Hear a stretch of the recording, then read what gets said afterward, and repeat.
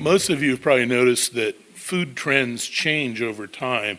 And if you think back far enough in your life, there were things that were totally not something that were readily available now that are all over the place. So one of the things like that in my life is sushi.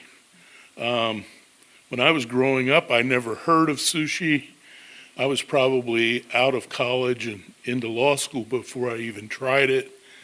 And even after I got out of law school and was working, it was pretty unusual to see sushi on a menu in a local restaurant in Harrisburg or York even.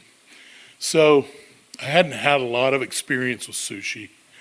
And one of the things, I hope all of you know what wasabi is, but this this story involves me before I knew what wasabi was.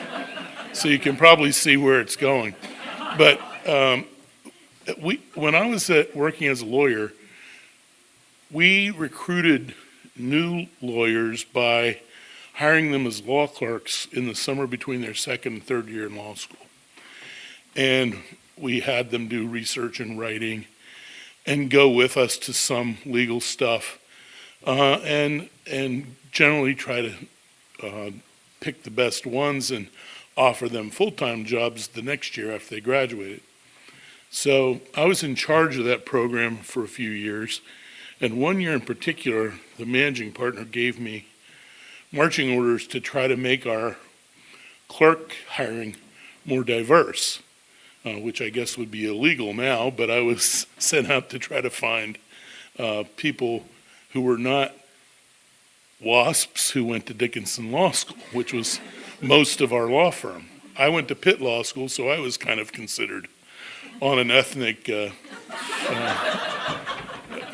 spectrum, and I was Catholic, so that was really out there. But anyway, I was sent out, and so I said, well, if you want me to do that, I'm going to go to some of the law schools in D.C.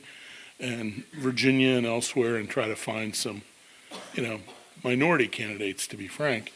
And so I did that. And one of the guys that I hired for the summer came to work for us, and his first name was Muhammad. He was his background, his parents were from India. He was born in the U.S., but he grew up in Indian culture, and he was a Muslim. So that was pretty unusual for our firm, and I was glad we were able to recruit him. And I was trying to pay close attention to him during the summer to make sure that he was assimilating with the other clerks, that he was enjoying his experience and all that. And I was hearing back some whispers from the other clerks that he didn't love Harrisburg. One of the reasons was that he couldn't find the kind of food that he liked, and he had found a mosque where he could worship. That was good, but like we used to go, we had a volleyball team, and we'd go out to a lounge after volleyball and have beer and pizza and stuff. And he didn't like that place because it had a very redneck vibe to it, and I guess he might have had some bad comments, unfortunately. So anyway, I was hearing some rumblings that maybe it wasn't going so great for him.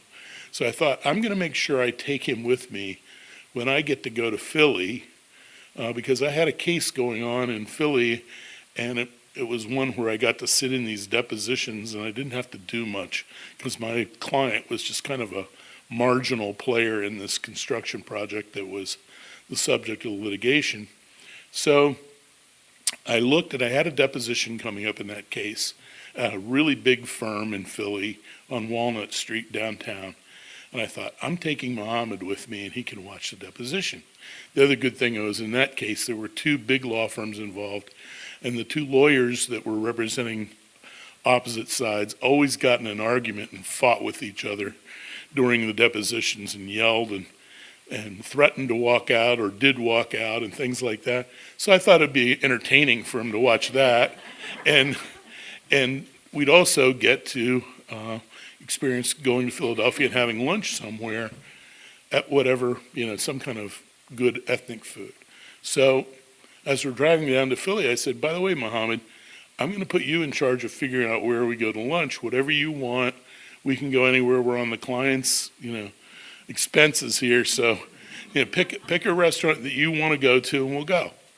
So he said, okay. And he was looking at his phone. And then I guess he talked to the receptionist and she recommended to him a sushi place that was right across the street from the law firm.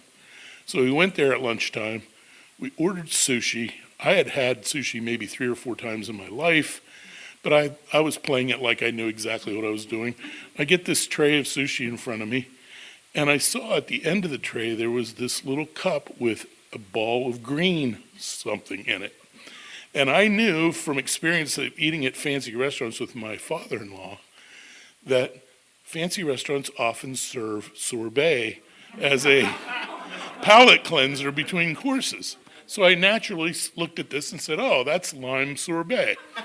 So after I had a couple pieces of sushi, I deftly picked up the entire ball of wasabi with my chopsticks, put it in my mouth, and my head exploded very slowly. And Muhammad is sitting there looking at me like, I can't believe this guy can eat a whole ball of wasabi without dying. And luckily I did.